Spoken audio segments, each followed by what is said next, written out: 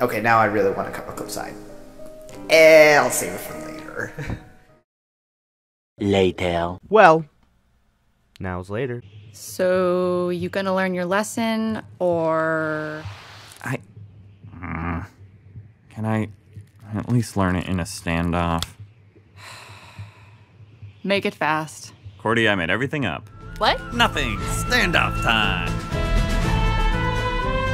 Welcome to Cliffside, your typical Old West setting, which, hey, there's a lot of those for some reason. Follow Waylon as he essentially bullshits his way around the Old West with Joe, his almost bodyguard I guess, who keeps him safe, and Cordy, a spider woman who became infatuated with Waylon and is all kinds of crazy.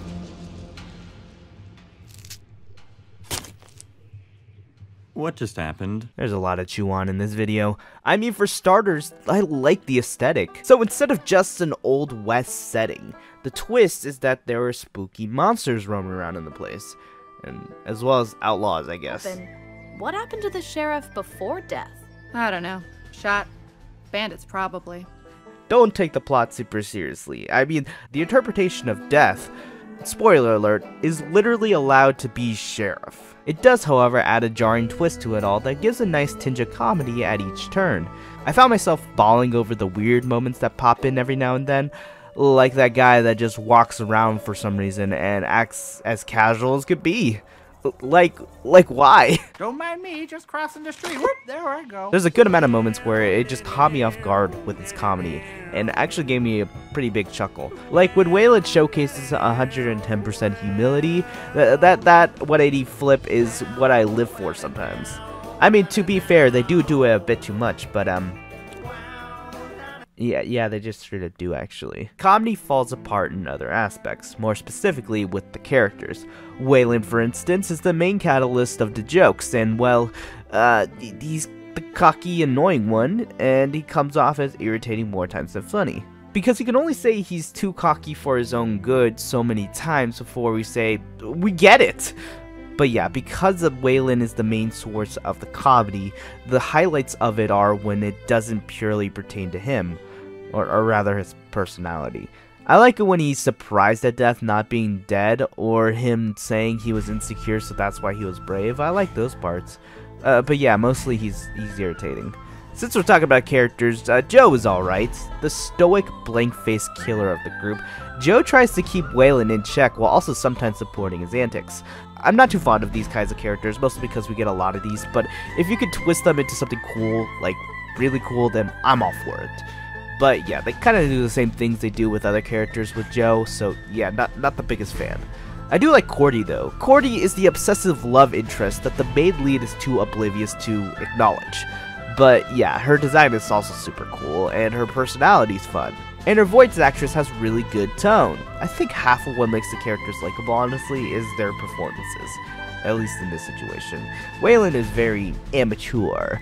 He definitely doesn't emote convincingly, even though I can figure out what he's feeling most of the time. He underacts pretty hard though, so what would have been funny ends up just kind of being awkward.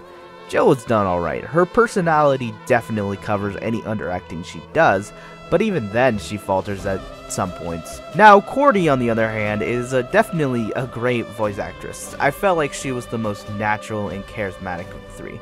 There's also a fourth actress who was who voiced the flying thing.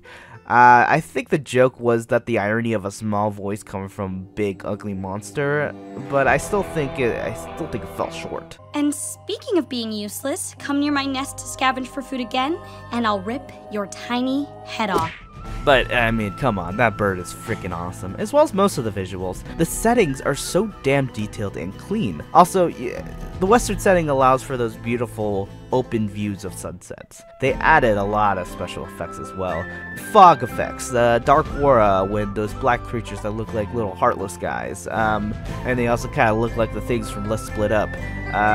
Death and his flies and his effects, the zoom-ins on Waylon, and changing of the aspect ratio. Those little things elevate the background and set the tone. Everything in turn gives that awesome feel that Cliffside has an abundance of.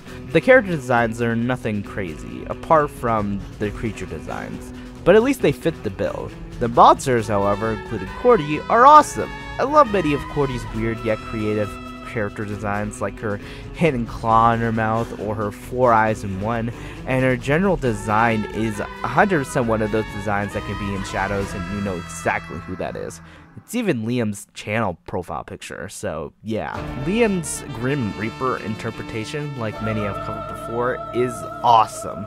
Maybe not my favorite. I still think the Backwater Gospel has a stellar and unbeatable interpretation, but yeah, like Death is fantastic with his mouth hood thing and the flies, and basically showcasing an interesting take where Death represents rotting, and that's freaking cool.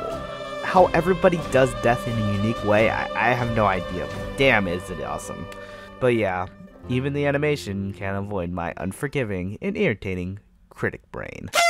If there's one thing I found bad about this animation, it's that it's stiff. The movement is good for the most part, but there are times when the characters just feel like stiff puppets. For instance, Waylon was getting attacked by the shadowy monsters, but he's kind of just lying around while his mouth and sometimes his limbs are moving, while his body and head are just kind of stuck there. They also just kind of stand there or really just stick to their poses after moving. I mean, it's pretty clear that they're aware, but even playing around that, I can tell there are restrictions.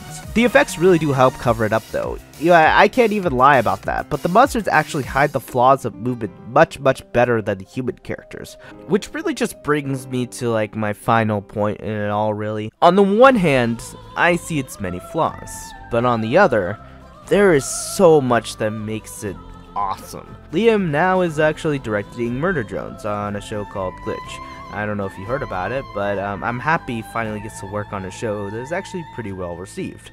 But man, do I want to see Cliffside fully realized. I guess we could take one success over the other right now, but still, Cliffside is awesome.